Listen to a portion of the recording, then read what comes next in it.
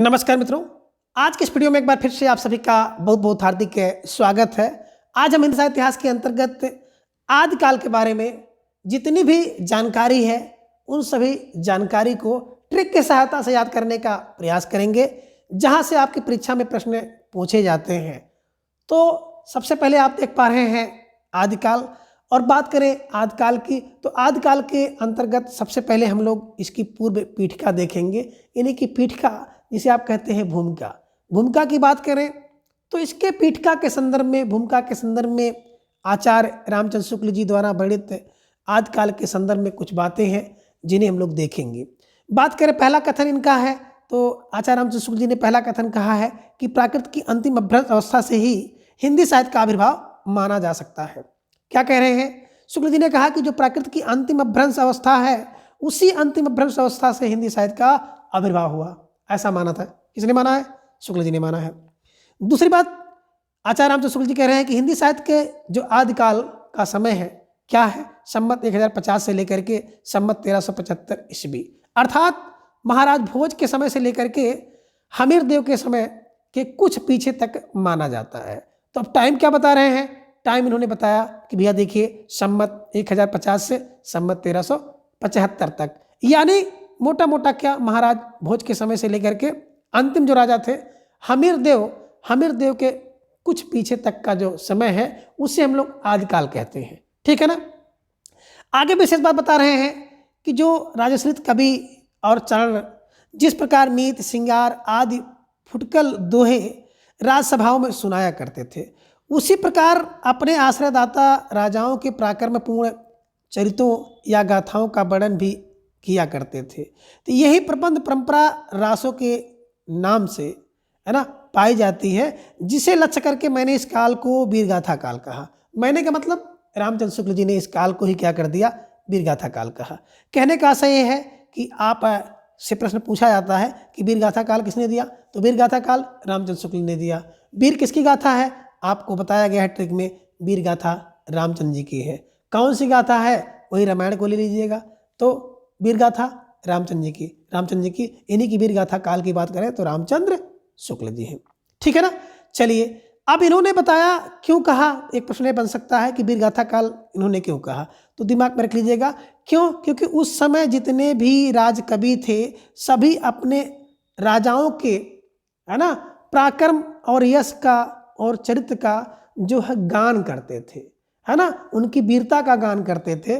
और जब उनकी वीरता का गान करते थे, इस कारण से ही उस काल को वीरगाथा काल कह दिया। किसने? रामचंद्र शुक्ल जी ने कह दिया। ठीक है ना। तो मोटी मोटी बातें आपने क्या देखी आदिकाल के संदर्भ में? पहली बात आपने देखी कि प्रकृति की अंतिम अवस्था से हिंदी का आविर्भाव। दूसरा आपने क्या देखा? आदिकाल का समय 1050 ईस्वी से लेकर 1375 ईस्वी तक, यानी कि महाराज भोज के समय से हमीर देव के समय से कुछ आगे तक का टाइम जो है आदिकाल के नाम से जाना जाता है। वीरगाथा काल इन्होंने कहा, क्यों कहा? क्योंकि उस समय आश्रयदाता अपने आश्रयदाताओं के लिए उनके यशो चरित्रों की गाथाएं लिखी गई। किसके द्वारा? राजकवियों द्वारा। इसलिए उस पूरे काल को इन्होंने वीरगाथा काल कहा। ठीक है, आगे चलते हैं। अपभ्रंश नाम पहले पहल बल्लभी के राजा धारसेन द्वितीय के शिलालेख में मिलता है, जिसमें उसने अपने पिता गुहसेन विक्रम संमत 650 ईस्वी के पहले को संस्कृत, प्राकृत और अपभ्रंश तीनों का कवि कहा है। किसने? बात करें तो सबसे पहले बल्लभी के राजा थे जिनका नाम धारसेन द्वितीय था, उनके शिलालेख में मिलता है। उसने अपने पिता जिनका नाम था गुहसेन को क्या कहा है? जो कि 650 विक्रम संमत के पहले के थे, उन्हीं को संस्कृत, प्राकृत और अपभ्रंश तीनों भाषाओं का कवि कहा है। ठीक है ना। तो दिमाग में रख लीजिएगा, धारसेन द्वितीय है ना, शिलालेख में मिला है ना। उसने अपने पिता किसको? गुहसेन को क्या संस्कृत, प्राकृत और अपभ्रंश तीनों का कवि माना है। ठीक है, चले आगे। सिद्धों की उद्धृत रचनाओं की जो भाषा है उस भाषा को देश भाषा मिश्रित अपभ्रंश या पुरानी हिंदी की काव्य भाषा कहा जाता है। देखिए, सिद्धों की भाषा, सिद्धों द्वारा उद्धृत भाषाओं को देश भाषा, मिश्रित अपभ्रंश या पुरानी हिंदी, इतने नाम दिए गए। तो सिद्धों की द्वारा उद्धृत भाषा को, रचनाओं की भाषा को देश भाषा, किसी ने कहा मिश्रित अपभ्रंश, कुछ लोगों ने इसे पुरानी हिंदी की काव्य भाषा कहा है। ठीक है ना। आगे हम लोग एक ये भी देखेंगे ना कि पुरानी हिंदी, अपभ्रंश को किसने पुरानी हिंदी कहा, पुरानी हिंदी क्या कहा, अवहट्ट किसने कहा, ठीक है ना। सबको हम लोग देखेंगे कि पुरानी हिंदी किसने कहा अपभ्रंश को, अपभ्रंश को किसने, अवहट्ट भाषा किसने कहा है, तो सब कुछ हम लोग देखेंगे, ठीक है ना। आगे अब बात करें पुरानी हिंदी की व्यापक काव्य भाषा का ढांचा जो है सौर सेनी प्रसूत अपभ्रंश अर्थात ब्रज और खड़ी बोली इन्हीं की पश्चिमी हिंदी का था, ठीक है ना। जो पुरानी हिंदी का ढांचा है व्यापक रूप से सौर सेनी से, है ना, अर्थात आप कह सकते हैं ब्रज और खड़ी बोली से मिला जुला है, ठीक है ना। आगे देखिए रामचंद्र शुक्ल जी एक बात और कह रहे हैं, क्या कहा इन्होंने कि आध्यात्मिक रंग के चश्मे आजकल बहुत सस्ते हो गए हैं, उन्हें चढ़ाकर जैसे कुछ लोगों ने गीत गोविंद के पदों को आध्यात्मिक संकेत बताया है वैसे ही विद्यापति के इन पदों को, ठीक है ना। ये लाइन किसने कही है, आध्यात्मिक रंग के चश्मे, है ना, तो रामचंद्र शुक्ल जी ने कहा है, दिमाग में रख लीजिएगा। अब आगे देखिए आदिकाल से संबंधित कुछ महत्वपूर्ण काव्य पंक्तियां हैं, तो काव्य पंक्तियों को हम लोग यहाँ पे नहीं देखेंगे क्योंकि काव्य पंक्तियों की क्लास ऑलरेडी मैंने ले ली है और उसे आप कभी और उनकी पंक्ति वाली क्लास में जाकर के देख सकते हैं, लगभग 14 क्लास मेरे द्वारा ली गई है, ठीक है ना, तो इसको आप वहाँ से देख लीजिएगा। अब आगे हम लोग देखेंगे महत्वपूर्ण तथ्य, और महत्वपूर्ण तथ्य की बात करें तो जो प्रकृताभास हिंदी का तात्पर्य है कि प्रकृति की रूढ़ियों में बहुत कुछ बद्ध हिंदी, ठीक है ना। अब प्रकृत भाष हिंदी क्या है, तो कह रहे प्रकृत भाष हिंदी का मतलब है कि प्रकृति की रूढ़ियों में बहुत कुछ बद्ध जो हिंदी होगी वही प्रकृताभास है, ठीक है ना। अब कह रहे हैं कभी विद्यापति ने 2 प्रकार की भाषा का प्रयोग किया, एक तो पुरानी अपभ्रंश का और दूसरी बोलचाल की देसी भाषा का, ठीक है। आगे देखिए गाहा, गाहा या गाथा कहने से प्रकृति का बोध होता है, क्या, गाहा या गाथा कहने से प्रकृति का बोध होता है, और दोहा या दूहा कहने से अपभ्रंश या लोक प्रचलित काव्य भाषा का बोध होता है। तो यही देखिए गाहा या गाथा कहने से प्रकृति, दोहा या दूहा कहने से क्या होता है, अपभ्रंश या लोक में प्रचलित काव्य भाषा का बोध होता है, ठीक है। आगे भरतमुनि की बात करें तो भरतमुनि ने विक्रम संवत 3री सदी में जो इनका नाट्यशास्त्र है उसमें अपभ्रंश नाम ना दे करके लोक भाषा को देश भाषा ही कहा है, ठीक है ना। तो लोक भाषा को ही इन्होंने क्या कह दिया, देश भाषा कह दिया है, ठीक। आगे देखिए अपभ्रंश या प्राकृत भाष हिंदी की बात करें तो अपभ्रंश या प्राकृत भाष हिंदी की रचना विक्रम की 7वीं शताब्दी से माना जाता है, या कह सकते हैं 7वीं विक्रम संवत से माना जाता है, ठीक है ना। अब आगे आप देख सकते हैं कि जो 84 सिद्ध हैं उन सिद्धों को आप ध्यान से देखिए, ठीक है ना, जिनमें लुईपा कायस्थ है, लीलपा विरूपा डुम्बिपा छत्री है और सबरपा क्या है, छत्री है। आगे सरपा की बात करें ब्राह्मण है, कंकालिपा शूद्र है, मीनपा मछुआ है, गोरच चौरंगीपा राजकुमार है, मीड़पा राजकुमार है, शांतिपा की बात करें तो ब्राह्मण है, तांतिपा की बात करें तो तांतवा है और चमारिपा चर्मकार है, बात करें खड़गपा तो शूद्र है, नागार्जुन की बात करें तो ब्राह्मण है और कढ़पा की बात करें तो कढ़पा कायस्थ है, कलरिपा और थगनपा शूद्र है, बात करें नरूपा का तो नरूपा जी ब्राह्मण है, सालिपा शूद्र है, तिलोपा की बात करें तो ब्राह्मण है, छत्रपा शूद्र है और भद्रपा ब्राह्मण है। दो खंधिपा की बात करें, आजो गिपा की बात करें तो गृहपति हैं, काल्पा धूमिपा धोबी है ना, धोबी है धूमिपा, और कंकड़पा की बात करें तो राजकुमार है, कमरिपा डेंगीपा ब्राह्मण है, बधीपा तंतिपा शूद्र है, कुकुरिपा की बात करें तो ब्राह्मण है और कुचपा की बात करें तो शूद्र है, धर्मपा की बात करें तो ब्राह्मण है, महिपा शूद्र है और आचिंतपा की बात करें तो लकड़हारा है, ठीक है ना। आगे देखिए भलापा की बात करें तो भलापा छत्री है, नलिनपा की बात करें, भूकुष्पा की बात करें भूकुष्पा क्या है तो भूसुकिपा राजकुमार है। इंद्र भूति की बात करें तो राजा है और मेकुपा की बात करें तो बड़िक है, कुठालिपा की बात कामारिपा लोहार है, जलंधरपा ब्राह्मण है, राहुलपा शूद्र है, मेदनीपा धरवरिपा ध्रोकृपा शूद्र है और पंकजपा ब्राह्मण है, घंटापा छत्री है, जोगीपा डोम है, चेकुलपा शूद्र है, गुंड्रिपा चिड़ीमार है और लुचिकपा ब्राह्मण है, निर्गुणपा शूद्र है, जयानत है ना, जयानंद की बात करें तो ब्राह्मण है, चरपटिया कहार है, चंपकपा की बात करें, भिखनपा शूद्र है, भलिपा धृत बड़िक है, कुमारिपा, चमारिपा, मणि भद्रा योगिनी है, यानी कि स्त्री है। ठीक है ना। दूसरी गृहदासी मेखलापा योगिनी है ना, यानी कि स्त्री है। गृहपति कन्या कनक लाफा की बात करें योगिनी है। गृहपति कन्या कलख पा शूद्र है। कंता लिपा दर्जी है। धौलिपा शूद्र है। उधलिपा वैश्य है।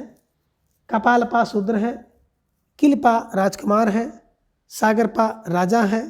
सर्वभक्षपा शूद्र है। नागबोधिपा ब्राह्मण है। दारिकपा राजा है। पुतलिया शूद्र है। पहनपा चमार है। और कोकालिपा राजकुमार है। अनंगपा शूद्र है और लक्ष्मीकरा योगिनी है। ठीक है ना।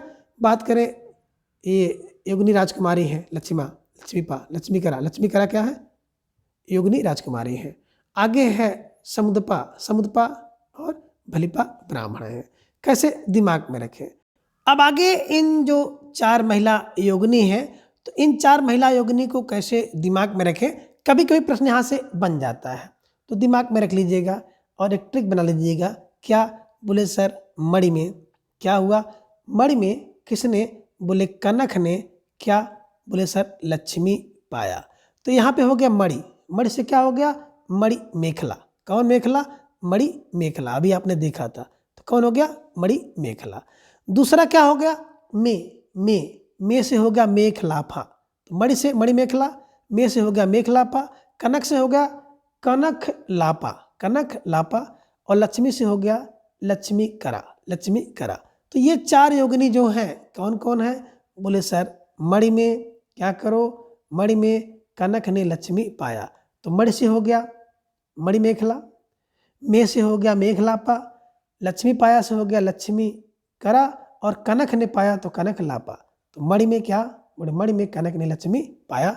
इन चारों योगिनी को आप इस ट्रिक की सहायता से याद कर सकते हैं। कैसे?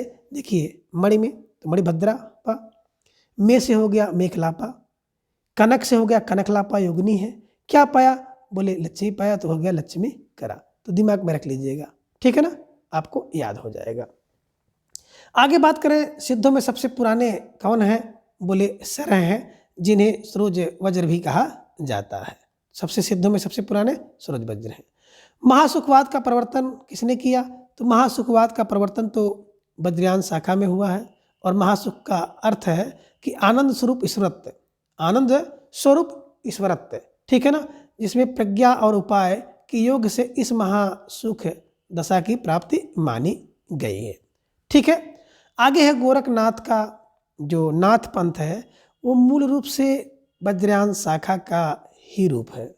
गोरखनाथ ने पतंजलि के उच्च लक्ष्य ईश्वर प्राप्ति को लेकर हठ योग का प्रवर्तन किया। ठीक है ना। आगे बात करें ब्रजयानी सिद्धों का जो लीला क्षेत्र भारत का पूर्वी भाग है। ठीक है। अब आगे बात करें, गोरखनाथ ने अपने ग्रंथ का प्रचार देश के पश्चिमी भागों में विशेषकर राजपूताने और पंजाब में किया। किसने? तो गोरखनाथ ने अपना अधिकतर प्रचार पश्चिम भाग में किया। कहाँ पर? विशेषकर राजपूताना और पंजाब में किया, है ना। एक प्रश्न यहाँ से बना हुआ है, ठीक है ना, कि कहाँ पर? तो आप दिमाग में रख लीजिएगा, राजपूताना विशेषकर पंजाब में किया है गोरख ने। ठीक है। नाथों की संख्या कितनी? 9 मानी जाती है। इन्हें कहा जाता है नवनाथ भी कहा जाता है। गोरख सिद्धांत संग्रह है ना में इनका नाम निम्न क्रम में लिखा गया है।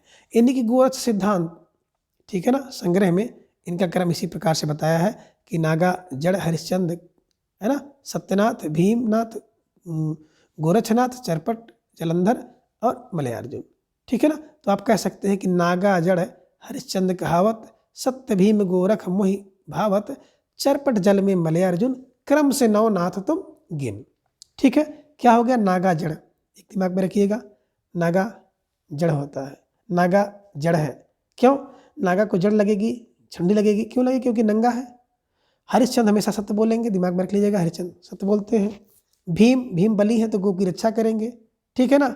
अब चरपट करोगे तो जल में गिर जाओगे, और क्या हो जाएगा?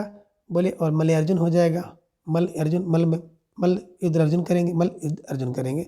तो थोड़ा दिमाग में रख लीजिएगा कि बोले भैया क्या नाग नंगा होगा, नागा होगा, तो उनको जड़ लग सकता है, जड़ नगा जड़ है। सत हरिश्चंद्र बोलेंगे, ठीक है। भीम गो की रक्षा कर लेंगे।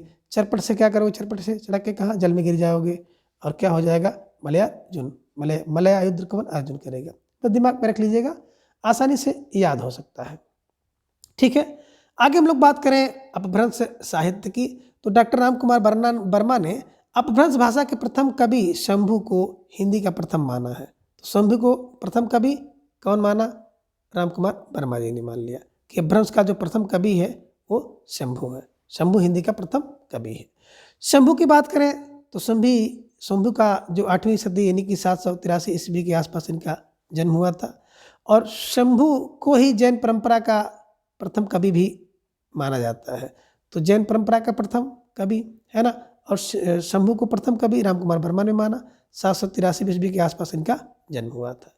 अब शंभु के ग्रंथ जो हैं वो 3 ग्रंथ बताए गए हैं, पौम चरिऊ, ऋठिडेम चरिऊ और शंभु छांदस। कहीं कहीं आपको यहाँ पे मिल जाता है परिपंची शंभु, है ना। तो पा से पौम चरिऊ, री से ऋठिडेम चरिऊ, है ना, परिम चरिऊ, ऋठिडेम चरिऊ, और क्या हो जाता है आगे देखिए, बात करते हैं शंभु छांदस। ये 3 आपने देखा कि परिपंची शंभु, पौम ऋठिडेम और शंभु, पौम ऋठिडेम और शंभु, ठीक है, दिमाग पर रख लीजिएगा, परिपंची शंभु, परिपंची शंभु, ठीक है, याद हो जाएगा। आगे बात करते हैं शंभु को अपभ्रंश का वाल्मीकि और व्यास। देखिए जब कोई व्यक्ति क्या हो जाएगा, शंभु स्वयं उत्पन्न हो जाएगा। अब जब स्वयं उत्पन्न है तो वाल्मीकि भी है, व्यास भी है, क्यों, क्योंकि उसके अलावा कोई ही नहीं है। तो स्वयंभू क्या है, वाल्मीकि और व्यास, ठीक है। चलिए, अब शंभु ने क्या किया, अपनी भाषा को देश भाषा कहा, अभी आप देखे थे, देश भाषा कहा। शंभु के जो पौम चरु को उनके पुत्र त्रिभुवन ने पूरा किया, ठीक है ना। शंभु त्रिभुवन, पौम चरु, पौम पौम पौम त्रिभुवन। पौम चरु में राम के चरित्र का विस्तार से वर्णन किया गया है। आगे शिव सिंह सेंगर ने अपने ग्रंथ शिव सिंह सरोज में किसी पुरानी अनुश्रुति के आधार पर 7वीं शताब्दी के पुष्प या पुण्य कवि को हिंदी का प्रथम कवि माना है। तो आप कह सकते हैं कि पुष्प या पुण्य को हिंदी का प्रथम कवि माना गया है। आचार्य हजारी प्रसाद द्विवेदी के अनुसार बात करें, कह रहे हैं कि यह पुष्प संभवतः अपभ्रंश का प्रसिद्ध कवि पुष्पदंत है, जिसका आविर्भाव 9वीं शताब्दी में हुआ, है ना। तो हजारी प्रसाद द्विवेदी कह रहे हैं कि यही जो पुष्प है ना, प्रसिद्ध पुष्पदंत है, ठीक है ना, पुष्पदंत को ही मानते हैं। आगे सर्वधारणा है कि पुष्पदंत का आविर्भाव जो है 972 ईस्वी यानी कि 10वीं सदी में हुआ है, ठीक है ना। पुष्पदंत की रचना है 63 महापुरुष पुराण, गुणालंकार, इड़य कुमार चरित और जसभर चरित। अब इसे कैसे दिमाग में रखें कि 63 महापुरुष गुणालंकार, इड़य कुमार चरित और जसहर चरित। तो दिमाग में रख लीजिएगा क्या कि महा इड़य का जस, है ना, है ना। पुष्प से क्या होता है, बोले पुष्प से क्या होता है, महा इड़य का जस होता है। तो पुष्प से हो गया पुष्पदंत का, महाड़य से हो जाएगा 63 महापुरुष गुणालंकार, इड़य से हो गया इड़य कुमार चरित, जस से हो गया जसहर चरित। तो पुष्प से क्या होता है, महा इड़य का जस होता है। महा से हो जाएगा 63 महापुरुष गुणालंकार, इड़य से हो गया इड़य कुमार चरित और जस से हो जाएगा जसहर चरित, ठीक है ना। किसके द्वारा, पुष्पदंत द्वारा लिखे गए ये सभी रचनाएं हैं। अब बात करें पुष्पदंत के 63 महापुरुष गुणालंकार को ही महापुराण के नाम से जाना जाता है। तो 63 महापुरुष गुणालंकार महापुराण के नाम से जाना जाता है। महापुराण में कितने, बोले 63 क्या है, महापुरुषों के जीवन चरित्र का वर्णन किया गया है। उल्टे सीधे 63 महापुरुषों का जीवन वर्णित है। अब पुष्पदंत ने अपने चरित्र काव्य में क्या किया कि चौपाई और छंद का प्रयोग किया है, चौपाई छंद का प्रयोग किया है। पुष्पदंत ने साहित्य की रचना विशुद्ध धार्मिक भाव से किया है ना। बात करें अपभ्रंश और अवहट्ट में चौपाई के 15 मात्राओं का छंद था, है ना, चौपाई 15 मात्रा का था। पुष्पदंत को ही हिंदी भाखा की जड़ कहते हैं। देखिए भाखा की जड़ कैसे दिमाग में बैठा है कि भाखा की जड़ कौन है। तो देखिए जहाँ पे पुष्प होगा वहाँ पे जड़ भी होगा, और जड़ नहीं है तो पुष्प कैसे निकलेगा। तो क्या है, भाषा की जड़ पुष्पदंत। बस दिमाग में रख लीजिएगा, जड़ और पुष्प, भाषा की जड़ और पुष्प, भाषा की जड़ और पुष्प, ठीक है ना, भाषा की जड़ पुष्प, कभी पुष्प ने कहा। आगे पुष्पदंत ने स्वयं को अभिमान मेरु, काव्य रत्नाकर और कवि कुल तिलक आदि उपाधियों से विभूषित किया। किसने? बोले पुष्पदंत ने स्वयं कह दिया। अभिमान मेरु पुष्पदंत, काव्य रत्नाकर पुष्पदंत, कवि कुल का तिलक पुष्पदंत। ठीक है ना, जिसका दंत बड़ा बड़ा है, दंत बड़ा बड़ा है, तो जबरदस्ती अभिमान का मेरु बन गए, काव्य का रत्नाकर जबरदस्ती बन गए और कवि कुल तिलक बन जाते हैं। कहने का आशय ऐसे उपाधियां अपने आप को उन्होंने ले ली है। आगे हर्षण जी की बात करें तो हर्षण ने अपनी धम्म परीक्षा में अपभ्रंश के 3 कवि माने हैं, जिनमें चतुर्मुख, शंभु और पुष्पदंत। अब दिमाग में रख लीजिएगा कि हर्षण ने क्या किया। बोले चतुर्मुख, शंभु और पुष्पदंत। कहने का आशय है कि स्वयं चतुर्मुख में दांत, चतुर्मुख में क्या हो गया? स्वयं दांत। किसने? हर्षण ने। हर्षण ने क्या किया कि स्वयं क्या किया, स्वयं क्या किया, हर्षण ने स्वयं क्या किया कि चतुर्मुख है ना, चतुर्मुख में क्या किया? पुष्प के दंत लगा दिया। हर्षण ने क्या किया? स्वयं क्या किया है ना, चतुर्मुख में पुष्प के दंत लगा दिया। ऐसे दिमाग में रखिएगा। शंभु ने बात करें तो चतुर्मुख को पदड़िया जो बंद का प्रवर्तक तथा सर्वश्रेष्ठ कवि माना। किसको मान लिया? है ना, चतुर्मुख को। ठीक है।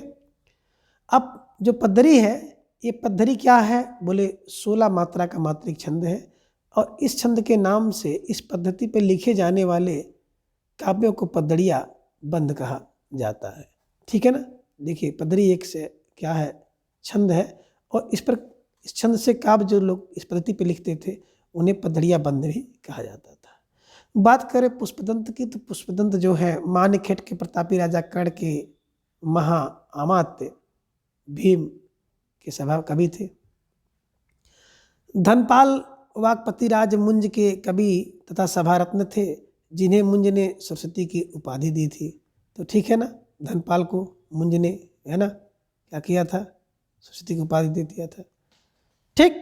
आगे बात करते हैं अपभ्रंश के जो तीसरे प्रमुख है कवि धनपाल ने 10वीं सदी में भविष्यत कहा की रचना किया। तो देखिए धन को क्या करते हैं? बोले सर धन पा जाओ तो भविष्यत के लिए रख दो, तो धन भविष्यत कहा, धनपाल का भविष्यत कहा। ठीक है। कब आगे देखें 12वीं सदी में जिनदत्त सूरि ने क्या किया? उपदेश रसायन रास 1114 में। तो देखिए जिनदत्त क्या देंगे? उपदेश देंगे। दत्त उपदेश, जिनदत्त सूरि उपदेश रसायन रास। ठीक है। बात करें को जैन रास परंपरा का प्रथम ग्रंथ माना जाता है। आगे उपदेश रसायन रास की बात करें तो अपभ्रंश भाषा का प्रथम रास काव्य है। उपदेश रसायन रास अपभ्रंश भाषा का प्रथम रास काव्य। बात करें रास का परंपरा का हिंदी में परिवर्तन करने का श्रेय भारतेश्वर बाहुबली रास को है। तो रास परंपरा का परिवर्तन हिंदी में किसने? भारतेश्वर बाहुबली रास के नाम से हुआ है, 1184 में हुआ और इसके रचयिता कौन है? शालिभद्र सूर्य। तो देखिए बाहुबली रास, बाहुबली कौन? बोले शाली बाहुबली, बाहुबली होती है। ठीक है। उपदेश रसायन रास की बात करें तो उपदेश रसायन रास 80 पदों का नित्य गीत रामलीला काव्य है। ठीक है ना। उपदेश रसायन रास 80 पदों का नित्य गीत रासलीला काव्य है। आगे है अबुल रहमान जी की बात करें तो इनके द्वारा लिखित संदेश रासक पहला धर्मेतर रास ग्रंथ है, इन्हीं की धर्म से हटकर है। आगे देसी भाषा में लिखित किसी मुसलमान द्वारा लिखित प्रथम काव्य ग्रंथ है संदेश रासक। ठीक है। किसने लिखा है? अब्दुल रहमान ने लिखा। अब संदेश रासक की बात करें तो एक खंड काव्य है जिसमें विक्रमपुर की एक वियोगिनी है, उस वियोगिनी के विरह की कथा वर्णित है। विद्वानों ने इसका जो समय है 12वीं सदी के उत्तरार्ध और 13वीं शताब्दी का मध्य माना है। आगे मुनि राम सिंह जैन साहित्य के सर्वश्रेष्ठ रहस्यवादी कवि कहे जाते हैं। डॉक्टर हीरालाल मुनि ने रामचंद्र सिंह का आविर्भाव जो है 1057 ईस्वी के लगभग माना है। ठीक है। मुनि राम सिंह की बात करें तो पाहुड़ दोहा की रचना इन्होंने की है मुनि राम सिंह जी ने। ठीक है। अपभ्रंश जो भाषा में दोहा का परंपरा का आरंभ 6वीं शताब्दी के कवि जयेंदु ने किया था। इन्हीं की अपभ्रंश में दोहा की बात करते हैं तो अपभ्रंश भाषा में दोहा का परंपरा जो है जयेंदु ने कर दिया था। ठीक है ना। अब जयेंदु ने 2 पुस्तकों की रचना की है, जिसमें पहली पुस्तक है परमात्म प्रकाश और दूसरा है योगसार। अब देखिए जो क्या करता है बताए, जो प्रयोग कर दे, जो प्रयोग करे। ठीक है ना। उसी की पुस्तक है। तो जो से हो गया जेंदु, जो से हो गया जेंदु, पर से हो गया परमात्मा प्रकाश, योग से हो गया योगसार। तो जो क्या करता है, जो प्रयोग करता है, बस दिमाग में रखिएगा, आसानी से याद हो जाएगा। आगे है, जॉर्ज गियर्सन ने आदिकाल के संदर्भ में 9 कवियों को शामिल किया, जिनमें पुष्प कवि, खुमान सिंह, केदार, कुमारपाल, अनन्यदास, चंद्र, जगनिक, सारंगधर एवं जोधराज। ठीक है ना। इन 9 कवियों को बात करें तो जॉर्ज गियर्सन ने सम्मिलित किया था। ठीक है। आगे मिश्र बंधुओं ने मिश्र बंधु विनोद के प्रथम संस्करण में आरंभिक काल 744 से 1444 तक हम लोग पढ़े भी हैं। इसके अंतर्गत 19 कवियों को स्थान दिया। अब आगे देखें, कुछ कवि हैं उनके द्वारा कुछ ग्रंथ भी लिखे गए हैं, जिन्हें बात करें पुष्प या पुणे की रचना अज्ञात है 770 ईस्वी में। अज्ञात कवि हैं इन्होंने खुमान रासो लिखा 890 में। नंद कवि हैं तो नंद कवि की बात करें तो रचना अज्ञात है 1137 में। बात करें मसूद की तो मसूद क्या है, रचना अज्ञात है और 1180 ईस्वी में। कुतुब अली की बात करें, रचना अज्ञात है 1180 में। शाहिदान चरण क्या है, बोले संवत्सार 1191 में। अकरम फैस वर्तमान 1205 में। चंद पृथ्वीराज रासो 1225 से 49 में। जगनिक आल्हा है ना, सन प्राप्त है, अप्राप्त है। केदार रचना अप्राप्त है और सन भी अप्राप्त है। बारदरवेणी अज्ञात, रचना अज्ञात है और समय है 1225। भूपति की बात करें तो भूपत ने क्या किया, भूपत भगवत दशम का स्कंद भाषा 1344 में। नल सिंह की बात करें तो विजयपाल रासो 1355 में। सारंगधर की बात करें हमीर रासो 1357 ईस्वी में। आमिर खुसरू की बात करें तो कोई ग्रंथ नहीं लिखा इन्होंने और समय भी नहीं पता है। मुल्ला दाऊद की बात करें, नुकर चंदा की प्रेम कहानी 1385 में। और गोरखनाथ के 40 ग्रंथ 1407। तो इन सबको थोड़ा सा दिमाग रखेंगे। 1407 विक्रम संवत 1385 विक्रम संवत आज को दिमाग में बैठाने का प्रयास करेंगे तो निश्चित रूप से आपको आसानी से याद हो जाएगा। आगे है, मिश्र बंधुओं ने मिश्र बंधु विनोद के अगले संस्करण में नाथपंथियों और सिद्धों को सम्मिलित करते हुए इन काल के कवियों की संख्या 75 तक पहुंचा। आगे आचार्य रामचंद्र शुक्ल जी ने अपने इतिहास में आदिकालीन रचनाओं को 2 वर्गों में विभक्त किया है, जिनमें पहले अपभ्रंश और दूसरा है देश भाषा, इन्हीं की बोलचाल की रचनाएं। बात करें आचार्य शुक्ल ने तो कुल निम्नांकित 12 रचनाओं को ही साहित्य में स्थान दिया है, जिनमें अपभ्रंश की रचनाएं 4 हैं। पहला है विजयपाल रासो, दूसरा है हमीर रासो, तीसरा है कीर्तिलता और चौथा है कीर्ति पताका। तो अपभ्रंश से कितनी, 4। अपभ्रंश की 4 रचनाएं हैं, है ना। क्या ट्रिक बनाइए, विजय हम करेंगे कीर्ति की पताका लेकर, विजय हम करेंगे कीर्ति की पताका लेके। तो विजय से हो गया विजयपाल रासो, हम से हो गया हमीर रासो, कीर्ति की पताका, कीर्ति से हो गया कीर्तिलता और पताका से हो जाएगा कीर्ति पताका। ठीक है ना, विजय हम करेंगे कीर्ति की पताका लेकर। ये 4 क्या हैं, अपभ्रंश की रचनाएं हैं, जिन्हें आचार्य रामचंद्र शुक्ल जी ने अपने हिंदी साहित्य के इतिहास में माना है या स्थान दिया है। आगे देखिए, जो 8 देश भाषा काव्य की रचनाएं हैं वो कौन कौन सी हैं, जिनमें पहली है खुमान रासो, दूसरा है बीसल देव रासो, तीसरा पृथ्वीराज रासो, चौथा है जयचंद्र प्रकाश, 5वां है जय मैंग जस चंद्रिका, 6वां है परमाल रासो और 7वां है खुसरू की पहेलियाँ और 8वां है विद्यापति की पदावली। अब इन सबको कैसे दिमाग में रखें कि जो 8 देश भाषा हैं कैसे याद हो, तो देखिए दिमाग में लगा लीजिए, एक ट्रिक बना लीजिए। क्या बताए, खूबी क्या है, बोले खूबी तो यही है। क्या खूबी है कि क्या करो पृथ्वी पर, क्या करो विद्या से, पृथ्वी पर विद्या से क्या करो, जय प्राप्त करो और खुश रहो। तो कह रहे हैं खूबी क्या है, खूबी खू से खुमान, बी से बीसल देव रासो, पृथ्वी पर, पृथ्वी से हो गया पृथ्वीराज रासो, पर से हो गया परमाल रासो। तो खूबी है कि पृथ्वी पर क्या करो, क्या करो विद्या से, विद्या से क्या करो, जय की करो। तो विद्यापति, जय से हो गया जय चंद्र प्रकाश और जय में जस चंद्रिका। तो विद्या से क्या करो, जय प्राप्त करो और खुश रहो। खुश रहो से मतलब खुसरो की पहेलियाँ, ये 8 रचनाएं आ जाएंगी। क्या आ रही हैं कि खूबी है क्या, कि पृथ्वी पर क्या करो, विद्या से जय की प्राप्ति करो और खुश रहो, खुश रहो, खुश रहो। ठीक है ना। एक खू से खुमान रास हो और दूसरा खुश रहो से हो जाएगा खुसरो की पहेलियाँ। ठीक है, ध्यान में रखिएगा तो आसानी से याद हो जाएगा। 4 क्या है, विजय हम करेंगे कीर्ति की पताका लेकर के। दूसरा देशभाषा क्या है कि खूबी है क्या, पृथ्वी पर क्या, कि विद्या से क्या करो, जय प्राप्त करो और खुश रहो। ठीक है, दिमाग में रखिएगा, आसानी से याद हो जाएगा। आगे है आचार्य हजारी प्रसाद द्विवेदी ने आदिकाल के अंतर्गत कुल 9 कवियों को शामिल किया है। कितने?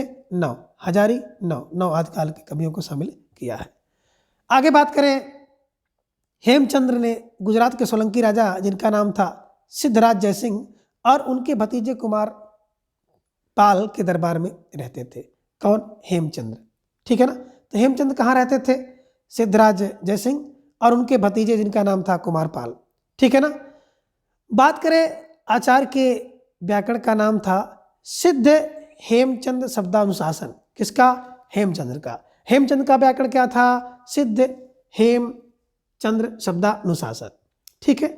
आगे बात करते हैं कि हेमचंद्र का जो व्याकरण था वो सिद्ध हेम के नाम से भी जाना जाता है। ठीक है ना, सिद्ध हेम। और सिद्ध हेम की बात करें तो इसमें संस्कृत, प्राकृत और अपभ्रंश तीनों का समावेश है, तभी तो उसको सिद्ध कहते हैं। सिद्ध इसलिए है कि संस्कृत, प्राकृत, व्याकरण तीनों है, इसलिए सिद्ध है। ठीक है।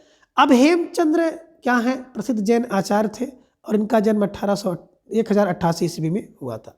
जन्म 1088 में हुआ था। हेमचंद्र की कुछ अन्य पुस्तकें हैं जिन्हें थोड़ा सा ध्यान में रखा जाना चाहिए। कुमारपाल चरित्र, योग शास्त्र, प्रकृति व्याकरण, छंदोनुशासन और देसी नाम माला कोश। कैसे दिमाग में रखें? तो देखिए हेमचंद्र की बात आ रही है ना। हेमचंद्र, चा से चंद्र, चा से चरित, कुमारपाल चरित। क्यों? क्योंकि अभी आप देखेंगे सोम प्रभु सूर्य की, तो सोम प्रभु सूर्य की क्या है? उनकी कुमारपाल प्रतिबोध है, प्रतिबोध है, और इनका कुमारपाल चरित्र है। तो चंद से चरित, चंद से चा को मिला दीजिएगा, चंद चरित। हेमचंद्र क्या है? कुमारपाल चरित्र, कुमारपाल चरित्र, चंद चरित्र, चंद चरित्र। ठीक है ना। और वैसे भी चंद्रलोक क्या होते हैं? चरित्र से उत्तम चंद्रलोक, चंद्रलोक, तो दिमाग में रख लीजिएगा। तो कुमारपाल योग शास्त्र, देखिए क्या है, कोई सी व्यक्ति को अगर क्या करना है, अनुशासन में रखना है तो योग करना होगा। योग करेगा तो कहाँ? बोले प्राकृत में योग करना होगा, और प्राकृत में योग करेगा तो छंद के अनुशासन में रहेगा, अनुशासन में रहेगा, और अनुशासन में रहेगा तो नाम वाला हो जाएगा, नाम माला कोश, देश नाम माला, देसी नाम माला कोश, कोश वाला नाम वाला हो जाएगा। तो यही कह रहे हैं कि हेमचंद क्या कह रहे हैं, जो कुमार को चरित्र बनाना है, चरित्र बनाना है तो उसको योग करना होगा, योग करना होगा तो उसको प्रकृत में योग करना होगा, यानी प्रकृत व्याकरण, और क्या करना होगा? छंद के अनुशासन का पालन करना होगा, छंदो अनुशासन, और तब क्या हो जाएगा? तब देश में नाम वाला, नाम माला, नाम वाला, नाम वाला, नाम वाला हो जाएगा। कौन होगा? हेमचंद। ठीक है ना, दिमाग में रख लीजिएगा। यानी कि हेमचंद के द्वारा लिखी गई ये सभी पुस्तकें हैं। ठीक है। आगे बता रहे हैं हेमचंद को प्रकृत का पाणिनि भी कहा जाता है, कि प्रकृत का पाणिनि हेमचंद्र। अपने व्याकरण के उदाहरणों के लिए क्या है, हेमचंद्र ने भट्टी के समान द्वयाश्रय काव्य की रचना की है। भट्टी के समान द्वयाश्रय काव्य हेमचंद ने क्या किया कि भट्टी के समान द्वयाश्रय काव्य की रचना इन्होंने की। हेमचंद कौन है? प्रकृत का पाणिनि माना जाता है। ठीक है ना, दिमाग में से रख लीजिएगा। आगे है सोमप्रभ सूरी, जो कि गुजरात के एक प्रसिद्ध जैन साधु थे, जिनका आविर्भाव की बात करें 1252 ईस्वी विक्रम संवत में माना जाता है। अब देखिए यही सोमप्रभ सूरी है। सोमप्रभ सूरी की बात करें तो कुमारपाल प्रतिबोध, वहाँ पे क्या आपने देखा था? वहाँ पे कुमारपाल क्या चरित्र देखा था? देखिए कुमारपाल चरित्र, चा से चरित्र, चा से चंद्र, तो चंद चरित्र। और यहाँ पे क्या है? सोमप्रभ सूर का कुमारपाल प्रतिबोध, तो पर से प्रभु और प्रस से प्रतिबोध, तो दिमाग में रखिएगा, है ना। पा पा पा। ठीक है, दिमाग में रख लीजिएगा। सोम प्रभ सूरी, प्रभु का प्रतिबोध, प्रभु का बोध, प्रभु का बोध, प्रभु के प्रति बोध, दिमाग में रख लीजिएगा। तो थोड़ा सा आपको सुविधा मिल जाएगी आसानी से याद करने में। तो सोमप्रभ सूर की बात करें, कुमारपाल प्रतिबोध 1241 विक्रम संवत में नामक एक गद्य पद्य में जो है संस्कृत प्राकृत काव्य लिखा। ठीक है ना। आगे देखेंगे एक जैनाचार्य है जिनका नाम है मेरुतंग जी। सम्मत 1361 में 1361 में इन्होंने क्या किया कि प्रबंध चिंतामणि नामक एक ग्रंथ की रचना की। तो देखिए कैसे दिमाग में रखेंगे। देखिए प्रबंध चिंतामणि, चिंतामणि है ना, तुंग। कोई व्यक्ति क्या होगा जब प्रबंध करेगा तो उस प्रबंध के चक्कर में क्या हो जाता है, तंग आ जाता है, तंग हो जाता है। बस दिमाग में रख लीजिएगा। कौन? बोले तुंग, तंग हो गया। किसके चक्कर में? बोले प्रबंध की चिंता में तुंग हो गया, तंग हो गया। ठीक है ना, मेरुतंग प्रबंध चिंतामणि। ठीक, अब आगे बता रहे हैं कि प्रबंध चिंतामणि में कुछ दोहा जो है मालवा नरेश राजा भोज के चाचा मुंज के कहे हुए हैं। यानी कि प्रबंध चिंतामणि में कुछ दोहा जो है वो मालवा के जो नरेश थे राजा भोज, तो इनके जो चाचा थे मुंज, तो मुंज के कहे हुए भी इसमें है। ठीक है ना। अब प्रबंध चिंतामणि भी आपने किसका देखा कि प्रबंध की चिंता में तुंग हो गया है, मेरुतुंग जी का है, और परीक्षा में पूछा जाता है। ठीक है ना। आगे देखिए प्रबंध चिंतामणि की बात करें तो प्रबंध चिंतामणि में दूहा विद्या में विवाद करने वाले दो चारणों की कथा आई है, इसलिए अपभ्रंश को दूहा विद्या भी कहा जाता है। तो ठीक है ना। तो इसमें एक कथा आई है जिसमें क्या होता है, दूहा विद्या पर विवाद दो चारणों द्वारा की गई है, तो इसलिए दोहा विद्या भी इसे कहते हैं, इसको अपभ्रंश काव्य को। ठीक है ना। आगे अपभ्रंश से पूर्व दोहा का प्रयोग नहीं होता था। ठीक है। एक नाम आपको मिल रहा है लक्ष्मीधर ने 14वीं शताब्दी के अंत में क्या किया, प्रकृत पैंगलम, प्रकृत पैंगलम, पैंगलम लक्ष्मीधर। लक्ष्मी को कौन धारण करता है? प्रकृत पैंगलम, प्रकृत पैंगलम। ठीक है ना। नामक एक ग्रंथ किसने लिखा? तो लक्ष्मीधर ने लिखा, और एक ग्रंथ का संग्रह किया है। ठीक है ना, प्रकृत पैंगलम का। अब प्रकृत पैंगलम की बात करें तो इसमें विद्याधर, सारंगधर, जज्जवल, बब्बर आदि कवियों की रचनाओं को संकलित किया गया है। किसमें? प्रकृत पैंगलम में। देख लीजिएगा, विद्याधर है, सारंगधर है, जज्जर है, बब्बर है। तो जितने जज्जर बब्बर है ना, विद्याधर, दो तो धर हैं। एक धर कौन है? विद्याधर, दूसरे सारंगधर, एक जज्जर और एक बब्बर है। जज्जल और बब्बर, जज्जल और बब्बर। तो रख लीजिएगा विद्याधर, सारंगधर, जज्जर और बज्जर की कवियों को प्रकृत पैंगलम में रखा गया। ठीक है ना, संकलित किया गया। अब प्रकृत पैंगलम में प्राकृत और भ्रज दोनों छंदों की विवेचना की गई है। ठीक है ना। अब बात करें प्रकृत पैंगलम को, तो प्रकृत पैंगलम सूत्र भी कहा जाता है। ठीक है ना। प्रकृत पैंगलम की टीका बंशीधर ने की है। ठीक है ना, कई बार पूछा गया है कि प्रकृत पैंगलम की टीका बंशीधर ने की है। ठीक है ना। सारंगधर एक अच्छे कवि और सूत्रकार थे, तो सांगधर, सांगधर, सांगधर, सांगधर अच्छे कवि और सूत्रकार। अब इसके पास सांग होगी, गीत होगी भैया, तो अच्छा कवि होगा, अच्छा सूत्रकार होगा। अब आगे देखिए, सांगधर पद्धति की बात की जाए तो सांगधर ने सांगधर पद्धति के नाम से एक सुभाषित संग्रह बनाया था। ठीक है ना। तो सुभाषित संग्रह कौन? सांगधर ने बनाया था। ठीक है ना। अब सांगधर पद्धति में बहुत से साबर मंत्र और भाषा चित्र काव्य भी दिया गया है। ठीक है।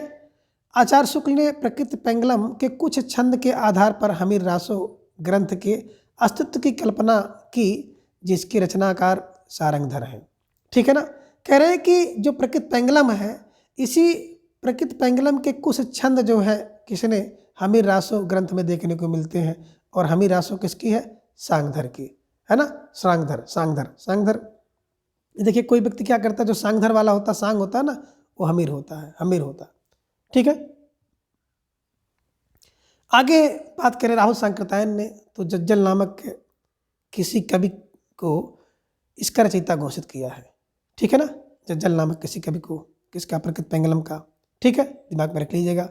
बात करें हजारी प्रसाद द्विवेदी का कथन है कि हमीर शब्द अमीर का विकृत रूप है, जो किसी पात्र का नाम ना होकर के एक विशेषण के रूप में प्रयुक्त होता है। तो हमीर शब्द का अर्थ है ना अमीर से, किसने? हजारी प्रसाद द्विवेदी ने माना है। ठीक है ना, कि अमीर का विकृत रूप है। ठीक है, दिमाग में से भी रख लीजिएगा।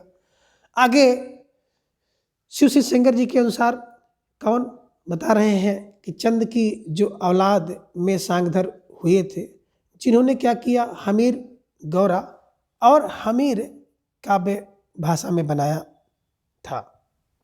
ठीक है। आगे बात करें सारंगधर कीर्ति जो है सांगधर पद्धति संस्कृत भाषा में लिखा गया एक पद्यकोश है, किंतु बीच बीच में क्या है कि इसमें देश भाषा के भी वाक्य भी आए हैं, है ना, देश भाषा के भी वाक्य इसमें आए हैं। आगे श्री मल्लदेव राजा की प्रशंसा में सांगधर पद्धति में श्रीकंठ पंडित का एक संग्रहित एक श्लोक उल्लेख योग्य है, जो इस प्रकार से है। क्या है देखिए, नूना बादलम छाई खेह पसारी निस्वण शब्द खर है, शत्रुपाणी लुटाती तोड़ हसनो योम बड़ंतु भट्टा झूठे गर्भ भरा मधुसो सहसो रे कंतारे कहे। तो इस प्रकार से आप इन्हें देख सकते हैं कि इस प्रकार से काव्य रचना उस समय में की जाती है। आगे एक महत्वपूर्ण बात है कि डॉक्टर बच्चन सिंह ने अनुमान व्यक्त किया है कि सारंगधर जो है कुंडलिया छंद के प्रथम प्रयोक्ता हैं। ठीक है ना, कुंडलिया शब्द का शब्द जो कुंडलिया आपका क्या छंद है, इस छंद का प्रथम प्रयोक्ता डॉक्टर बच्चन सिंह के अनुमान के अनुसार कौन है, तो बता रहे हैं सांगधर है।